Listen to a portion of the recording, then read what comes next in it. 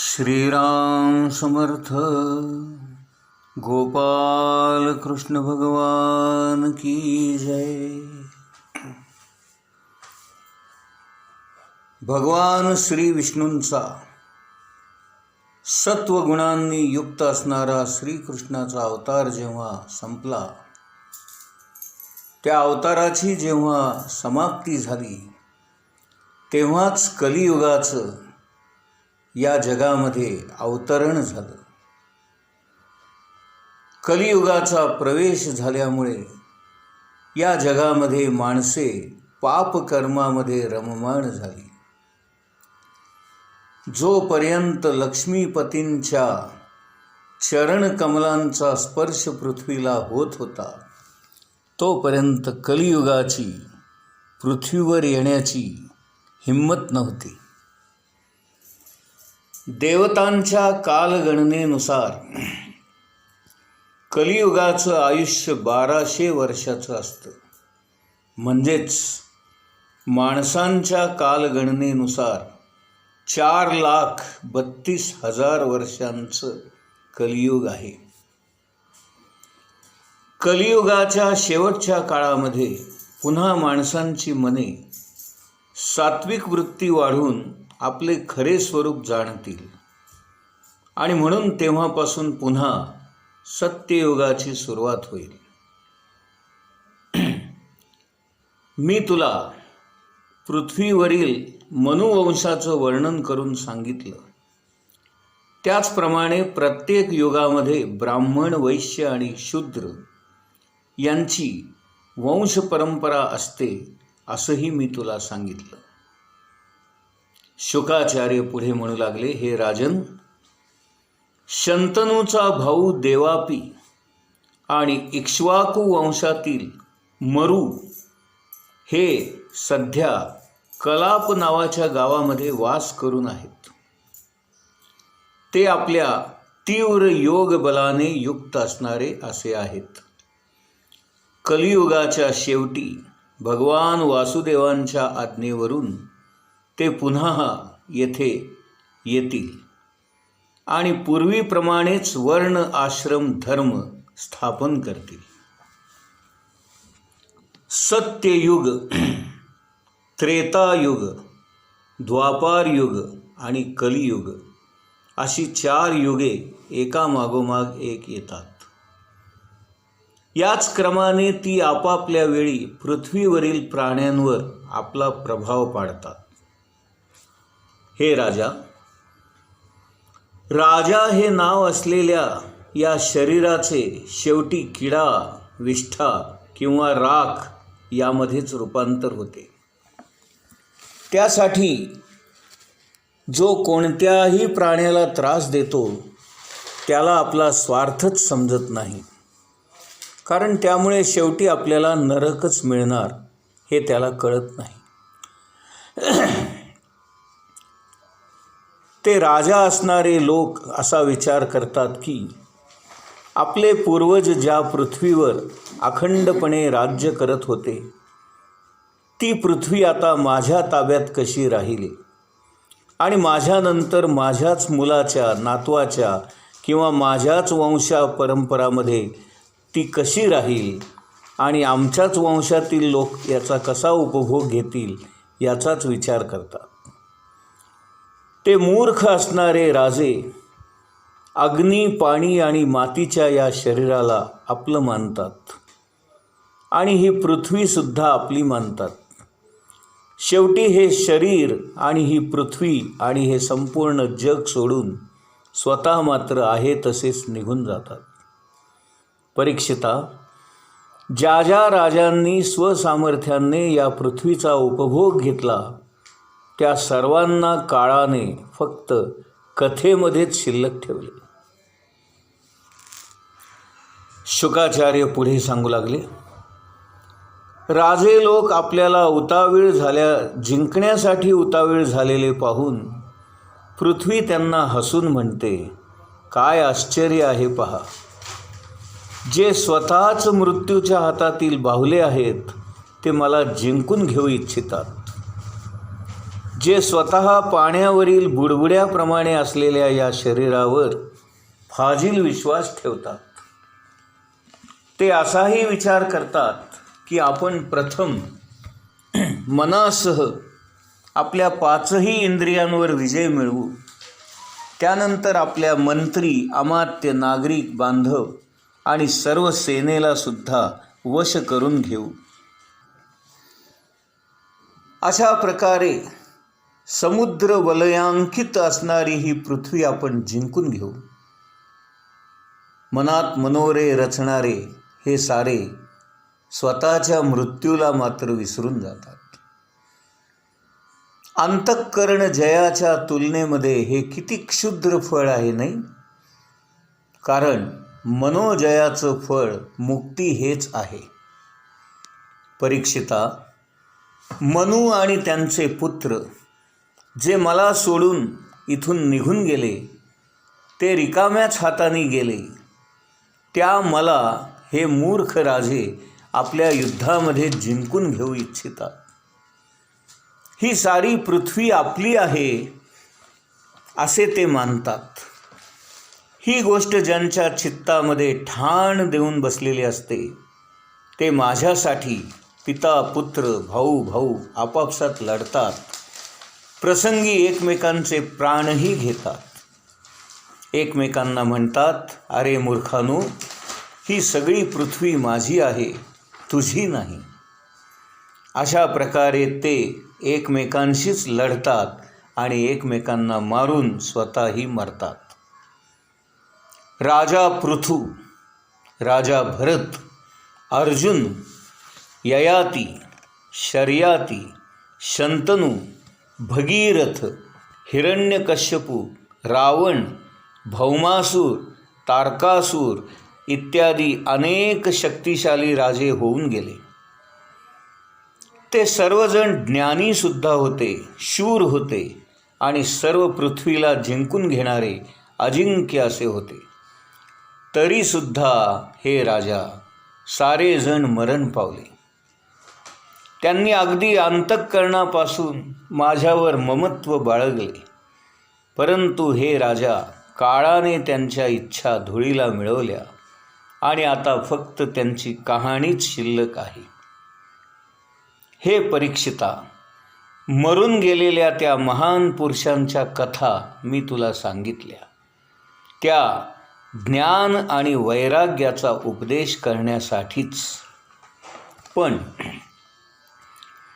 भगवान श्रीकृष्णांचे गुणसंकीर्तन सर्व अमंगलाचा नाश करणारे आहे. म्हणून महात्मे नेहमी त्यांच्याच चरित्राचं गायन करत असतात, भगवंताचं गुणसंकीर्तन करत असतात, नामसंकीर्तन करत असतात. भगवान श्रीकृष्णांच्या ठिकाणी अनन्य भक्तीची ज्याला इच्छा असते, त्याने नेहमी याच गोष्टींचं श्रवण करावं. यावर परीक्षित विचारतो, हे मुनिश्रेष्ठ, या कलियुगामध्ये कलीचे असंख्य दोष लोक कोणत्या उपायांनी नाहीसे करू शकतील आणि भगवंताच्या या सर्वशक्तिमान असणाऱ्या कालरूपाचं सुद्धा मला वर्णन ऐकण्याची इच्छा आहे. शुकाचार्य सांगू लागले, हे राजन, सत्ययुगामध्ये सत्य, दया, तप आणि दान हे धर्माचे 4 पाय असतात. त्या सत्ययुगामध्ये लोक चतुष्पाद धर्माचं पालन करतात. सत्ययुगामध्ये बहुतेक सारेजण संतोषामध्ये असतात, दयाळू असतात, सर्वांशी मित्रत्वाने वागतात, शांत असतात, इंद्रियावर निग्रह करतात, सहनशील असतात, समदर्शी असतात आणि आत्म्यामध्ये रममाण होणारे असतात. हे परीक्षिता, अधर्माचे सुद्धा 4 पाय असतात. असत्य, हिंसा, असंतोष आणि कलह या 4 पायांनी अधर्मसुद्धा सगळीकडे पसरत जातो. या अधर्माच्या प्रभावामुळे त्रेतायुगामध्ये हळूहळू धर्माचे पाय आकुंचित होत जातात, क्षीण होत जातात आणि सत्ययुगामध्ये 4 पट असलेला धर्म त्रेतायुगामध्ये 3 पट होतो, त्याचा पाव हिस्सा कमी होतो.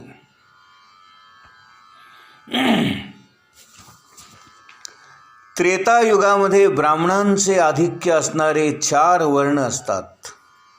लोकांमध्ये हिंसा आणि स्त्री लंपटता ही विशेष नसते. कर्मकांड, तपश्चर्या यामध्ये निष्ठा असणारे लोक धर्म, अर्थ आणि काम यांचं सेवन करतात. अधिक लोक वेदामध्ये पारंगत असतात. द्वापार युगामध्ये अधर्म आणखीन पसरतो आणि तो निम्मा धर्म खाऊन टाकतो. त्यामुळे सत्ययुगामध्ये 100% असलेला धर्म त्रेतायुगामध्ये 75% होतो आणि द्वापार युगामध्ये तो 50%च उरतो, अर्धाच राहतो. द्वापार युगामध्ये अधर्माच्या हिंसा, असंतोष, खोटेपणा आणि द्वेष या गुणधर्मांची वाढ होते. त्यामुळे धर्माचे 4 पाय असताना तप, सत्य, दया आणि दान यामध्ये अर्ध्याने घट होते. द्वापार युगातील लोक यशस्वी असतात, कर्मकांड करणारे असतात आणि वेदांचं अध्यापन करतात. लोक धनाढ्य असतात, कुटुंबवत्सल असतात, सुखी असतात. त्या युगामध्ये क्षत्रिय आणि ब्राह्मण या 2 वर्णांचं प्राबल्य असतं. कलियुगामध्ये मात्र अधर्म इतका वाढतो की धर्म 1/4 शिल्लक राहतो. धर्माचे 4ही पाय क्षीण होऊ लागतात आणि फक्त पाव हिस्सा 25%च धर्म शिल्लक राहतो आणि शेवटी कलियुगाच्या शेवटी तोही संपूर्णपणे नाहीसा होतो. कलियुगामध्ये लोक लोभी असतात, दुराचारी असतात, कठोर हृदयाचे असतात, एकमेकाशी वैरभाव धरतात, भाग्यहीन असतात, आशाळभूत असतात. या युगामध्ये लोकांमध्ये क्षुद्र, कोळी आणि याच लोकांचं वैशिष्ट्य वर्चस्व असतं. सर्व प्राण्यांच्या ठिकाणी सत्व, रज, तम असे 3 गुण असतात. काळाच्या प्रेरणेने ते कमी जास्त होत असतात. ज्यावेळी मन, बुद्धी आणि इंद्रियांवर सत्वगुणाचा प्रभाव असतो तेव्हा सत्ययुग आहे असं समजावं. त्यावेळी माणसाला ज्ञान आणि तपश्चर्या यांची आवड असते. जेव्हा माणसाची भक्ती धर्म, अर्थ आणि काम यावर असते तेव्हा रजोगुण प्रभावी आहे असं समजावं आणि त्रेतायुग आहे असं मानावं. ज्या वेळेला रज, तम हे प्रबळ होतात आणि लोभ, असंतोष, अभिमान, दंभ, मत्सर इत्यादी दोष दिसून येतात, माणसांना सकाम कर्म करणं आवडतं, तेव्हा द्वापार युग आहे असं खुशाल समजावं. आणि ज्या वेळेला खोटेपणा, दंभ, कपट, आळस, झोप, हिंसा, खेद, शोक, मोह, भय आणि हीन दीनता यांची प्रधानता असते तेव्हा तमोगुण प्रधान असणारं कलियुग आहे असं समजावं. कलियुगामध्ये लोकांची दृष्टी संकुचित असते. अधिकांश लोक खादाड आणि झोपाळू असतात, आळशी असतात. दरिद्री असून सुद्धा मनामध्ये मोठमोठ्या अपेक्षा धरतात. कलियुगामध्ये स्त्रियासुद्धा स्वैराचार करतात. देशामध्ये चोर लुटारूंची वाढ होते. पाखंडी लोक वेदांना नावं ठेवतात. राजे आपापल्या प्रजेचं शोषण करतात. ब्राह्मण वर्ग पोट भरणे आणि कामवासना तृप्त करणे यातच रममाण असतात. ब्रह्मचारी ब्रह्मचर्य व्रताचं पालन करणं सोडून देतात आणि कसेही वागू लागतात. गृहस्थाश्रमी लोक भीक मागू लागतात. वानप्रस्थाश्रमी लोक गावामध्ये येऊन राहतात आणि संन्यासी माणसं धनाची आशा धरतात. स्त्रिया निर्लज्ज आणि कर्कश बोलणाऱ्या असतात. चोरी कपट करणाऱ्या मोठ्या धाडसी असतात. कलियुगामध्ये संततीसुद्धा पुष्कळ होते. व्यापारी हलक्या वृत्तीचे असतात, कपटाने व्यवहार करतात. मालक सर्वश्रेष्ठ जरी असला तरी जर तो निर्धन असेल तर त्याचे सेवक त्याला सोडून जातात.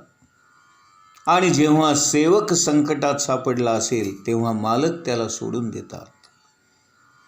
कलियुगामध्ये गायी दूध देणं थांबवतात तेव्हा लोक गायीचाही त्याग करतात. कामवासना तृप्त करण्यासाठीच केवळ प्रेम करणारे लोक कलियुगामध्ये स्त्रीलंपट आणि हीनदीन होतात. स्त्रीच्या हातचं बाहुलं बनतात. माता पिता बंधू मित्र आप्त नातलग यांना सोडून बायकोच्या हातातील खेळणं बनतात. तिच्या गळ्यातला ताईत बनतात आणि तिच्या तालावर नाचतात. बायकोच्याच नातेवाईकांचा सल्ला घेतात. शूद्र माणसं तपस्व्याचा वेश घेतात आणि दान स्वीकारतात. धर्माचे ज्ञान असणारे मात्र उच्च आसनावर बसून धर्माचा उपदेश करू लागतात. आपल्याला फार ज्ञान आहे असा देखावा करतात, परंतु प्रत्यक्षात मात्र त्यांना काहीच येत नसतं.